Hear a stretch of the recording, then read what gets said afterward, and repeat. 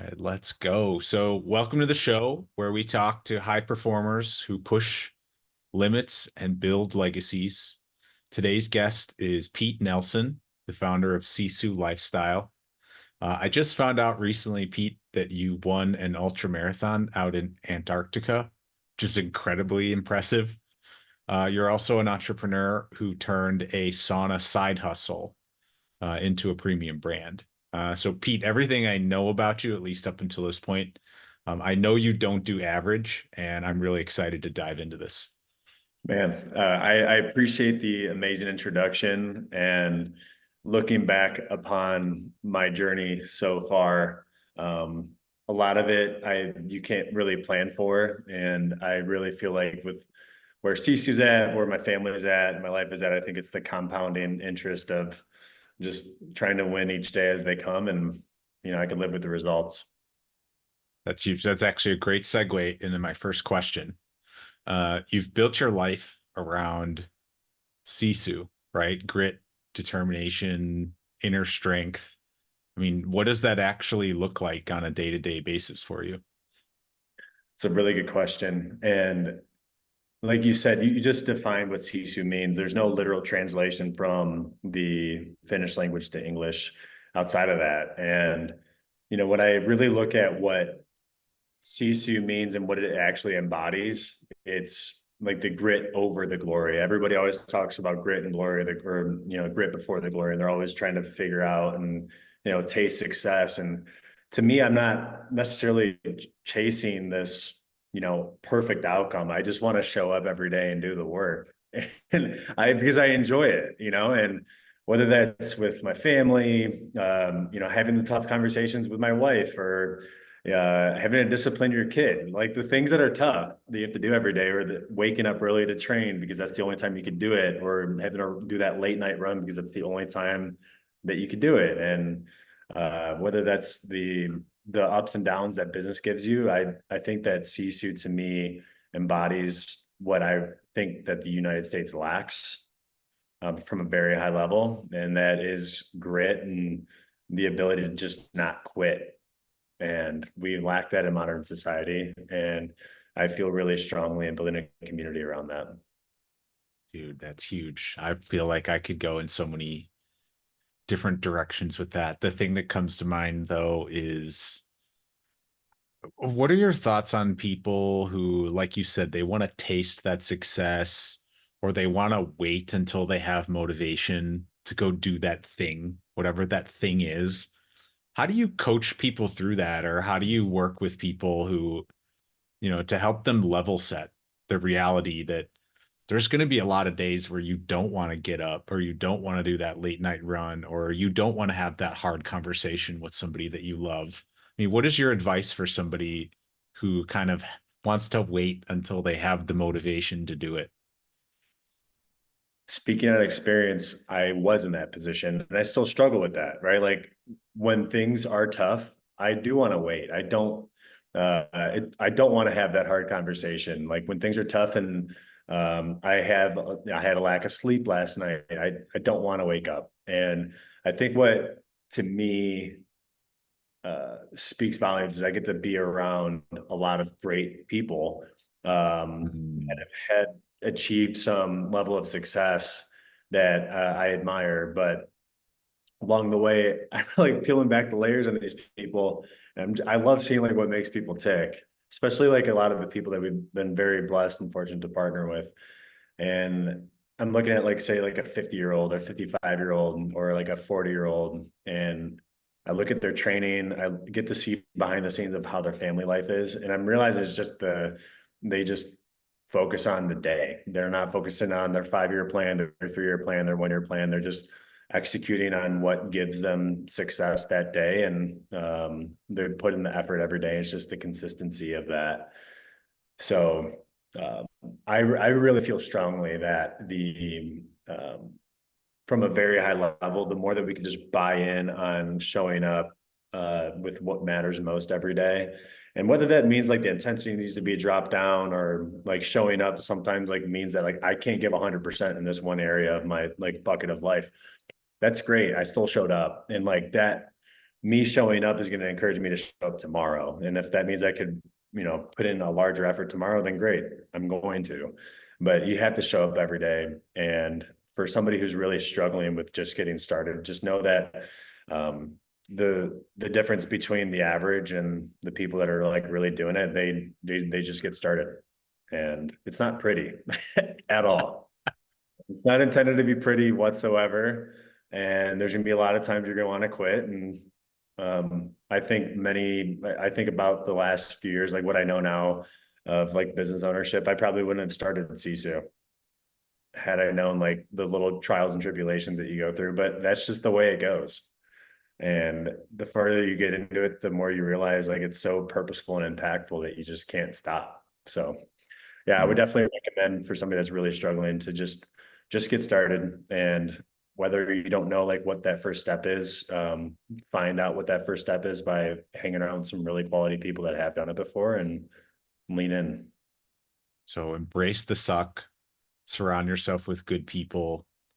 One of the hardest things to watch, either in business or even in sport, is seeing people quit before they see the results. So I think that's really good advice for anybody to figure out how to push through when it sucks. A perfect, I love fitness as the ultimate vehicle for this analogy of you don't feel like you're making progress. If you look at the uh, how you look, your body composition, your training adaptations to how you're running or lifting or whatever sport you're doing, when you look at it from a month by month level, there's really not much progress. Like there might be like a Yeah. 1 to 2% increase in progress, especially for somebody that's like more well trained. But when you look at it and you compound it across a year, like for me, my zone two slash like aerobic ability now compared to last year is much higher. But when I was looking back and reflecting back upon that journey of the last year, there were so many runs where I was struggling so bad. Like my marathon prep sucked. It was hard, man. Like I multiple times during the marathon prep, I wanted to stop. I did not want to do it anymore. Mm. It was not fun. And then there were other points where I was like, man, this is so fun. This run was great. I really killed it. And then I'm looking back, I'm like, man, I'm so much better of a runner now because I went through this roller coaster along the way. And again, like that's bringing back to Sisu. That's to me like what Sisu is just buying in for the long term, and whatever's being thrown at you, you just have to deal with it. Yeah. That's, I just really resonate with that, like embracing this, that it's not always going to be pretty. And, it makes me think of like the line of burnout, right? Because a lot of entrepreneurs, a lot of founders, a lot of elite level athletes deal with that burnout. How did you deal with hitting that wall, right? Are there recovery tactics? Obviously, I'm sure the sauna is a big part of that, but as far as the mental part of that too, like how do you give yourself that grace, or how do you find that reset so you can get refocused and stay in the game and keep your vision on that long-term goal? To me, faith is really, really important. It's the core of my beliefs and my purpose. So anytime when I'm doing something, I always think like, is God asking me to do this? Yes or no? Am I being called to do this? And if I feel like I'm being called to do this, I'm just going to stick through it, and then we'll deal with whatever the results are at the end. If I, as we push all the way through. So that's one. I always have to keep the bigger picture in mind. Second, I think about like people that I could potentially impact as a result of my training or a race or an event. You never know who you're going to impact. You never know like the narrative or the story, like how it resonates with somebody and how it'll motivate them to want to live a better life. So that's something I do think about. But then third, I'm also just like, man, if I don't get this working, I'm falling behind for my own standards. And when I'm going around and traveling and getting to meet like great people, great athletes, I want to push them. I don't want to just like do their workout and me just suffer on, behind them. Like I want to push them. I want to breathe down their neck. It's fun. And yeah, I just don't want to be known as like this dad slash founder that's kind of like good at some things. Like I want to be like whatever I'm doing, I want to be exceptional at. And that's a big driving factor. So I don't want to just be known as like this willy-nilly founder. You know, I just want to make a great impact and, live a life that is like truly a lifestyle that others would want to live, um, and push people along the way. That's fun to me, and it keeps the fire lit. And every day when I wake up, like I know like what I have on the docket, and I need to get after it. Otherwise, I'm falling behind. I love that. So faith in a higher power is definitely a big part of when you're facing that burnout or you're facing that insurmountable task that we all find ourselves in that position at some point. Holding your own standard. It sounds like you've got these standards for yourselves and for how you want to show up when you're around others, right? You want to be inspiring and really truly live the authentic lifestyle that you're promoting. I really respect that. Thank you. Now I It's want to take a little bit of a different direction, Pete, going back to Sisu. Um, I love the part of your journey where you guys just said, screw it, we're going to do it ourselves. I meet so many entrepreneurs.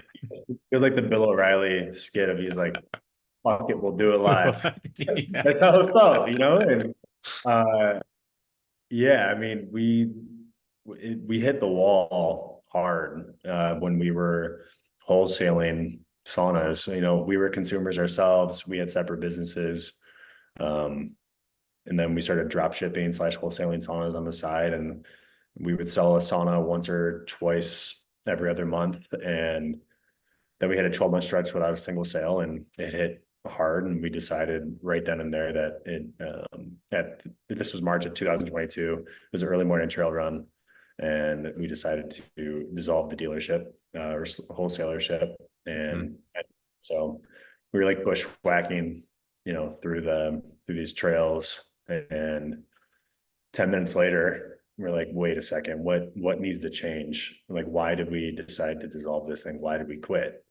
And we started just putting our head up in the clouds, and we're like, all right, well, if we were to rewrite the playbook on building a great sauna and building a great business and community, like what would that look and feel like? And at the end of this run, we were like, we actually just need to manufacture ourselves. And that was the catalyst. And SISU, as people know it, was launched in August of 2022. And man, that was the best decision we could have ever made. Dude, that's huge because I'm a materials engineer, so I'm super nerdy about like domestic manufacturing and its impacts on our economy and things of Especially that right now. nature. Right. I Especially mean, you did it before it was cool, right? So I think and I meet a lot of entrepreneurs who they want to go find a co-man and they want to scale and they want to do this thing. And there's a certain grit and determination it takes to be a manufacturer. And as soon as I heard that you guys were making them here, I was immediately like, all right, well, as soon as I'm in the market for a sauna, I'm definitely getting one from Sisu. And then Mitch Zeiler, our mutual friend, connected us and was like, yo, you guys need to talk. Like, you're in this cut from similar cloth. So I just wanted to share that I really respect this focus on domestic manufacturing. And I want to hear a little bit about how you guys tackled that, right? Like, how did you initially find or build how did you get that supply chain from overseas to here domestically? And really, when you look at Sisu, we knew that we wanted to source all of our wood in the stainless steel from the United States. We were looking at the Saunascape, and it was just like, man, all the materials coming from Canada or China or Europe, and it was a mix of like thermally modified wood that was like thermally modified spruce and all this stuff. And then you were starting to see, companies that were starting to create these custom saunas with all these different options and whatnot. And we're like, man, how do we just do this super simple so we can maintain quality, maintain the ability to maintain quality across volume increase. And so for us, we were like, man, if we're going to do this, let's just start off with one SKU. And that one SKU Smart. was the Edwin barrel, which ironically was named the best barrel before we ever launched SISU. It was the worst name you could have ever marketed. So grateful that we had changed it to Edwin, which is named after our manufacturing team lead's father. And so we met our manufacturing team lead when we were chatting through this idea, and put together this amazing Amish team because we wanted everything to be Amish handcrafted. We have Sweet. an incredible Amish community here in Ohio on the east side. My wife and I and our kids live on the west side of Cleveland and Avon Lake. And but anyways, the process literally went no money raised, bootstrap. We took the proceeds from our prior sauna wholesalership and just rolled it into 4 saunas worth. And that 4 saunas worth let us be able to just take that and then reinvest it back into the business and then back into the business and back into the business. And then we hired our first hire, a 1099 contractor to run social media. And then from there, he grew into an administrative role. And then next thing you know, you're hiring a marketer. And we were able to take like a first distribution after about 5 to 6 months, which is a blessing into of itself. So like for us, it was always about the details, from the quality, the simplicity, and the trust of manufacturing it, to how the brand's presented, and then also that same level of detail toward our financial model to make sure that we're able to grow as fast but as safely as possible. Dude, that takes an extreme amount of discipline. And I know you developed that in your physical training, right? But what kind of advice do you have for early stage business owners who are going through that, right? How do you maintain that discipline that you found in your physical training in the business also? Well, first you need to make sure you're staying physically active. I mean, if if you don't have that thing every day that keeps you disciplined, I really view fitness as not as this. Everybody is always trying to develop passive income streams for their business, for their life, the whole bit. And it's like there's no passive income stream in your fitness, man. That's like an everyday. Really, you gotta put in the work, right? So that mentality you have to bring into your own business too. Like so many people want to just be able to build a business and then step away and then just churn and earn, and where's the purpose in that? Like if we've been Yeah, entrusted with this business, like I want to make an impact. I want to make sure like we're always purposeful and like we're dialed and we're detailed and like it's an iron sharpens iron mentality across the entire team. Like company culture is legit. Let's make it infectious. So when I'm looking at somebody that is early stage founder or hasn't gotten started or is about to go or is in that pre-revenue stage, you don't know what your plan, like you could have a plan, but you have to be open to that plan may not go according to your own plan. And that's totally fine. Like that's what happened to us and, gratefully and in a very positive way. We were exceeding our forecast. We were able to continue to make sure that the main things were prioritized. And but I would say like if there was one piece of advice to anybody like really getting started is the best tool that we used right out of the rip was a operating system called EOS, which is Entrepreneurial Operating System. And we've been using yes. we've been using EOS since the start. And I kind of used it in my previous business, owning a gym here in Cleveland, Ohio. But we never really fully implemented it.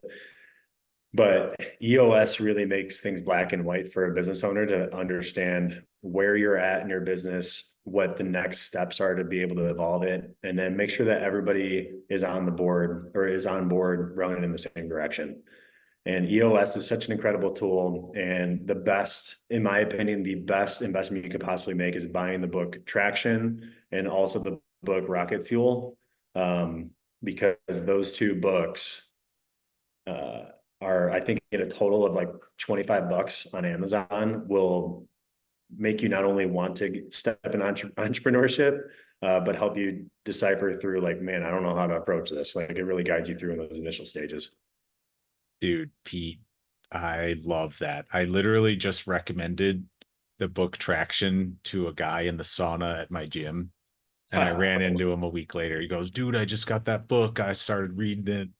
He does like a roofing business here in Chicagoland. And that Cool. book was transformational for myself too. I'll have to check out Rocket Fuel. I've not read that one yet.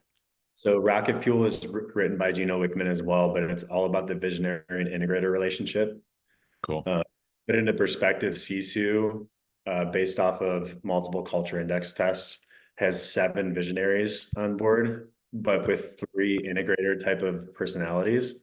So it was just like, man, everybody's heads are up in the clouds, but they're not a ton of like 100% execution or level of detail. We were like, man, we got to make sure we're surrounding ourselves around like right people. And so that rocket fuel really optimizes for how to optimize for a great visionary integrated relationship. I am the farthest person away from a detail oriented, like organized person. I have to be, but it's really painful for me to be detailed. It's not pretty, but I surround myself. My sister Amy is the complete opposite. She's hyper detail oriented, systems processes oriented, hyper communicator, on time, and just fantastic. And if I didn't have her, it would be a very, very different scenario. And so we've just done a really good job of finding people that complement the visionary like personalities within CC, so we continue to move fast, but do it safely. Dude, I love this. There's like 2 directions I want to go with this that'll help, I think, other people. One, I love that you mentioned this like passion and purpose part of the business. I do truly believe that uh maybe not all, but most successful businesses have a spiritual element connected to them, connected to this passion and this purpose, and it comes from a visionary. So I'd love to hear your thoughts, right, on the spiritual aspect of the visionary.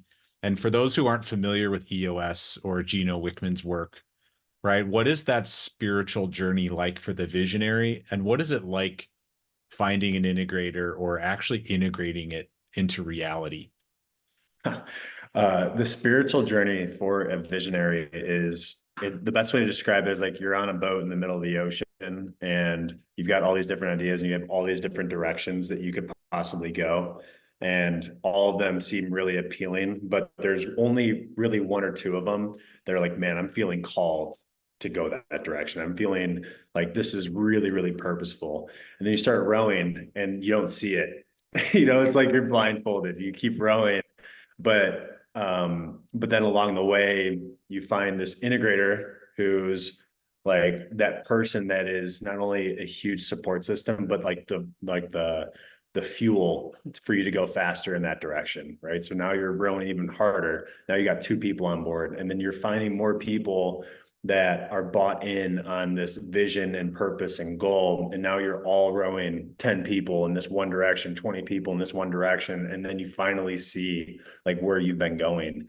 And so it like from the spiritual side, there's a calling, there's a purpose to it that it feels like tangible and palpable every single day that helps you show up, even though like when you can't necessarily see that perfect outcome. And as a leader, you're doing your best to be like, here's where I'm thinking we're going for the next 10 years, 5 years, 3 years. We don't spend too much time on there, but like people need to know where we're going. But how do we then break that down into this 1-year plan with rocks and projects and sequential steps to get us to get closer to where this vision is? And then make sure everybody's on board, get the feedback. 100% open communication line, transparency, the biggest and best thing you could possibly have. And make sure you're like the business, like I can't row in this direction if all I'm thinking about is dollars and cents and top line and bottom line. Like if that's all you're thinking about, your business is not going to be purposeful to you. Like there needs to be something that you're giving to the community, you're giving back to the customer. The product or the service needs to be purposeful and something you really believe in. If that is the case, then it's going to be way easier for everybody to row in one direction. That's such a great analogy, Pete. And it makes me think too, like as soon as you started talking about the integrator and the rowing, I got these visions of like the integrator showing up with like a compass or a telescope or like Oh, for some sure. way to Yeah. like help All the different integrate it, tools. like Yeah. like the visionary is like, I know we're going this way. And the integrator's kind of like, well, we can tweak it, we can organize it. Let's plan our route. We're going 279 degrees in this direction. That is exactly right. Like everybody brings these different tools to the boat. Like somebody has to provide the food, somebody needs to provide the water, somebody needs to be like, hey, this oar is not long enough. Like it needs to be like this shape, and we need to go that direction, and we need to go like a little bit harder. We need somebody to communicate when it's time to go or pull back, right? The visionary is not the person to be doing that. If you are a visionary caught up in the weeds on that stuff, you are not in your sweet spot and you need to pull yourself out of there.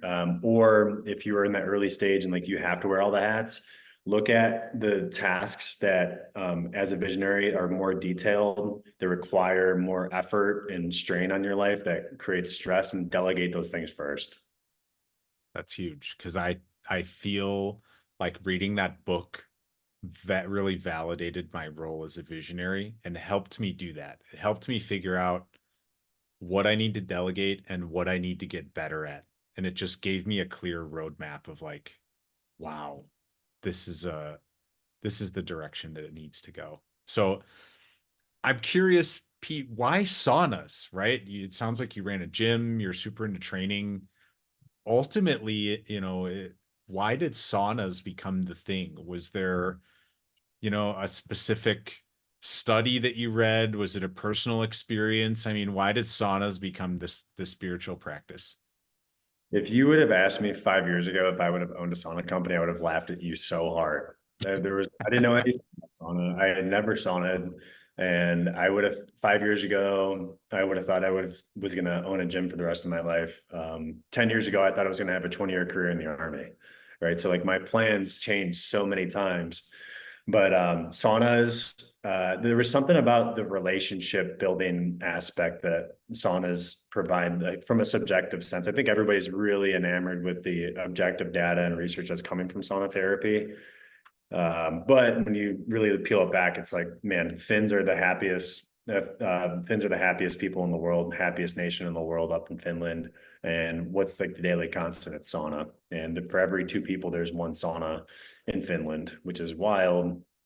And I remember first time I got into a sauna, I was with my wife, and we had one of the best conversations we've ever had.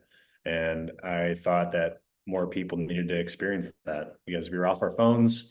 It got tough and got gritty. And then we got out, and we're like, man, we feel so good. And our sleep was great. And then that encouraged me to run in the morning. And it was just like this low hanging fruit, it felt like. And also a low barrier for entry for a lot of people.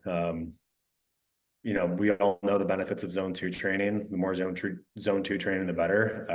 And my heart rate was in zone 2 and zone 3 the first time I got in the sauna. And no matter how hot it gets or how heat adapted you get, like there's so much benefit from a training aspect, relationship aspect, the whole bit. So I was really infatuated with those properties and benefits. And and then I was starting to look at, the potential in the space and how fun it would be and how it's an extension of what I'm already doing.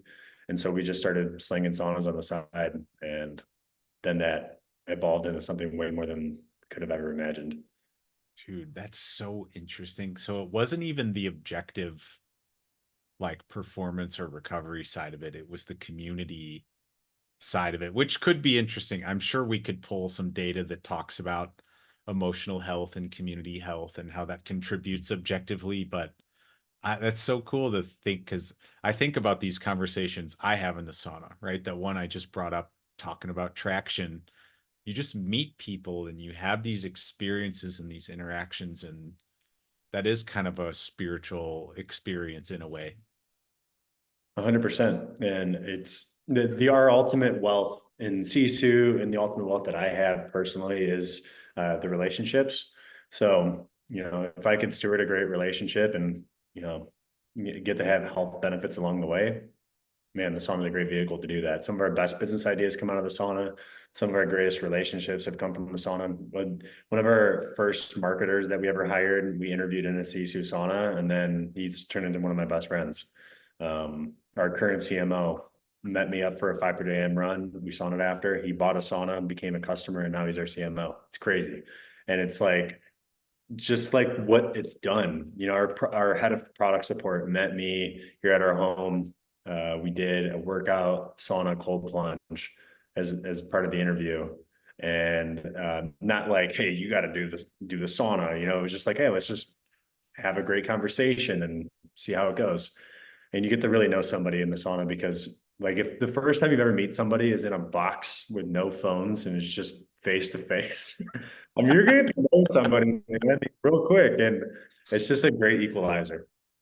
Dude, I love that. It's making me think of several relationships that I've actually built around sauna use. And I'm curious, from your perspective, in 30 seconds or 60 seconds, why do entrepreneurs or athletes need that heat exposure and that contrast therapy outside of this community building portion of it? Are there other aspects that you really like to highlight when you talk to potential customers? Or I meet guys at the gym who are just like, I just train. I don't need the sauna. I don't need the cold bath. I mean, is there really objective stuff that you can highlight in a quick So note to somebody? yeah, certainly. So from a very, very high level, sauna is increasing VO2 max in athletes and also sedentary individuals. So across the board, it's improving aerobic function and health and performance, improving lean muscle mass, decreasing potential risk of Alzheimer's and dementia, which is absolutely Wow. massive in today's day and age. Improvements in sleep, decreases in depression, 50% reductions in all-cause mortality up to 4 times a week, um, increased brain drive neurotropic factor, which is absolutely huge for like the synapses in your brain for you to be able to have mental cognition and acuity, for you to be able to think at a higher level. There's so many great benefits, and we're seeing that at a minimum threshold of 176 degrees. So traditional Okay. sauna therapy is where it's really coming around. It's not infrared. Infrared is having a come up right now, but it's really, up to this point, a really large marketing play. There are some benefits to infrared, but they're not the same exact benefits that you're seeing from traditional sauna therapy that everybody's touting. Okay. Heat. I mean, so you'd be silly if you had access to a sauna, you'd be It'd silly be not silly to to be not using it. do it, but I wouldn't fault somebody from not doing it. I mean, it still requires effort. You have to like show up and do the session, right? Barrier for entry is low. It's not like a cold plunge where I don't want to do it, right? A sauna feels really good. But if you have access to a sauna, it is absolutely massive low hanging fruit. And I feel like I never feel like somebody should be required to do anything. But if there was a low hanging fruit for somebody's health and wellness and relationships, it would be sauna. Dude, because it's basically passive. We talked about this idea of fitness and training and running and barbell training. The sauna, you just got to sit in there and breathe and deal with your mind or deal with whatever it is that's coming up for you. Um, but I mean, Pete, this was an amazing interview. If you're anyone who's listening, if you're an athlete, an entrepreneur, or a business professional who's trying to level up, take the things that Pete is saying and try and apply them. And if you got some value from this, share it with someone who needs to hear it. Uh, Pete, do you have any last thoughts, insights, ideas?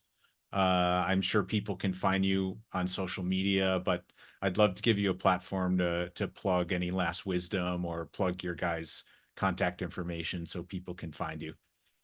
If you're interested in SISU, just go to sisulifestyle.com.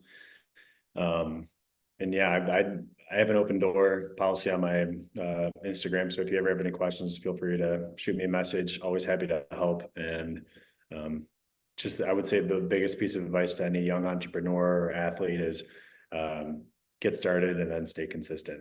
It's not sexy by any means, but that compounding effect on those two things is going to suit you well for a very long time. Heck yeah, this is great insight. I know there's going to be a lot of people inspired by this. And I'm actually trying to see, it depends on my calendar, but you've got a really cool event, the Hell on Hogsback, that you guys run out in Cleveland. I'm going to try to get myself and maybe some kombucha products out there to support that. We would love to have you. We have a number of large brands that are partaking this year that I'm really excited about. So Sisu, BPN, Roan, While on Earth, HWPO. We got a few local brands that are companies are going to be supporting as well, but we're aiming for 500 registrants and $52,000 raised that will go directly to 3 cancer patients that need it for their medical costs. So we would love to have you, and anybody that's listening, if you want to donate and can't make the event, just head to my profile and select that Helen Hogsback page, and you can go right to the website.